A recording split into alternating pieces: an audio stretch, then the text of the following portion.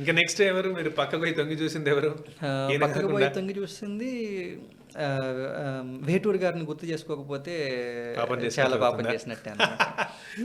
నాకు ఎంత ఇష్టం అంటే శంకరాభరణంలో అన్ని పాటలు ఆయన అంటే ఆయనలాగా మాస్ పాటలు రాసేంత ఇంకెవరు పుట్ల లిరిసిస్ట్.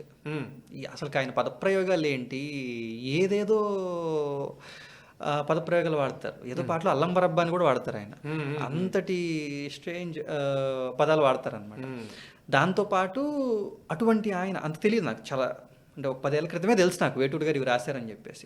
దొరకున ఇటువంటి సేవ పాట సమాసాలు పదబంధాలు సమాసాలు రాయాలంటే వేటూరి గారి దగ్గర నుంచి ఎంతో నేర్చుకోవచ్చు అనమాట. గురువుగారు భావ ప్రకారం ఉన్నత స్థితికి ఎట్లా తీసుకెళ్లాలో గురువుగారి దగ్గర నుంచి నేర్చుకుంటే, పదబంధాల ద్వారా ఉన్నత స్థితికి ఎట్లా తీర్చుకోవాలో వేటూరి గారి దగ్గర నుంచి నేర్చుకోవచ్చు అనమాట.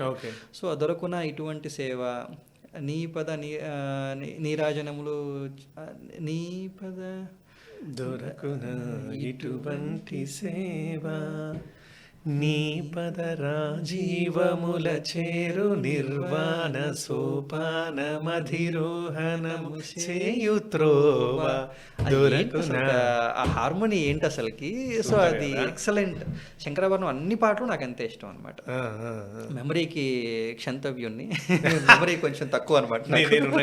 నేనున్నాను కదా, యాక్చువల్ మీరు మాట్లాడుతున్న మాట్లాడి నేను మాట్లాడాలి, బట్ మీరు ఇప్పుడు మాకు గెస్ట్ కాబట్టి మిమ్మల్ని డిస్టర్బ్ చేయొద్దు. సేమ్ అదే ఫీలింగ్ లో అదే వైపుతో నేను ఉన్నా. ఓకే, సో అది దీని తర్వాత ఎక్కడ దాకా అంటే నాకు అన్నమయ్య గారు, త్యాగరాజు గారు.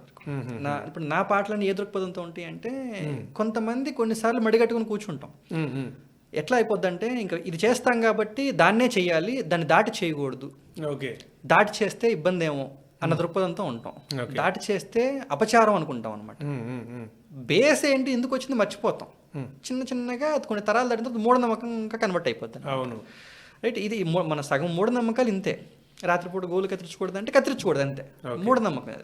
అప్పుడు కరెంట్ ఉందా లేదా ఇవన్నీ అనవసరం అనమాట. ఎందుకు చెప్పుంటారు అది అనవసరం అనమాట. దీన్ని అప్లై ఎందుకు చేయకూడదు అనేది తెలుగులోనే అప్లై చేస్తుంటాను అనమాట. సో అన్నమయ్య గారు, త్యాగరాజు గారు వీళ్ళు రాస్తున్నప్పుడు ఏంటంటే పదాలు తక్కువ. ఎవరో ఒకరు పుట్టికపోతే పదాలు ఎట్లా పుడితే మాయబజార్లో డైలాగ్ ఉంటుంది కదా, సేమ్ పదాలు పుట్టాలి, ఎవరు పుట్టించకుండా పదాలు ఎట్లా పుడతాయి అని చెప్పేసి దాన్ని బ్రేక్ చేస్తూ ఏదన్నా కొత్త పదం వీలున్నంత వరకు అన్ని గ్రామటికల్లీ అన్ని చూసుకుంటూ అన్ని సాటిస్ఫై అయితేనే ఒక కొత్త పదాన్ని పుట్టించడానికి ట్రై చేస్తాం అనమాట. బట్ అలా పుట్టించడానికి అదేదో అడ్డు, అదెంతవరకు లేదు, డిక్షనరీలో దొరకలేదంటే దానికోసం నువ్వు ఆక్కు అన్న ఉద్దేశంతో, అంటే నా మైండ్ సెట్ అలా పైకి తీసుకెళ్ళి అనమాట. ఇవన్నీ వాళ్ళని అబ్జర్వ్ చేయడం వల్ల నీలిమేఘంలో కొన్ని పదాలు అట్లనే వస్తాయి అనమాట. మిథిలావేణి, వసుధావాణి, ఇవన్నీ ఉన్న పదాలు కాదు, డిక్షనరీలో వెతికితే ఉండే పదాలు కాదనమాట. మనం దాన్ని కలిపి రాసి దానికి ఒక మీనింగ్, అది విన్నప్పుడు ఇది సీతమ్మ వారి గురించి అనిపించేలాగా రాయడం. ఎప్పుడో మర్చిపోయిన కొన్ని పదాలను తీసుకురావడానికి ట్రై చేయడం అనమాట. వనధి లాంటి పదాలు అట్లాంటివి మళ్ళీ వినిపించవు కదా.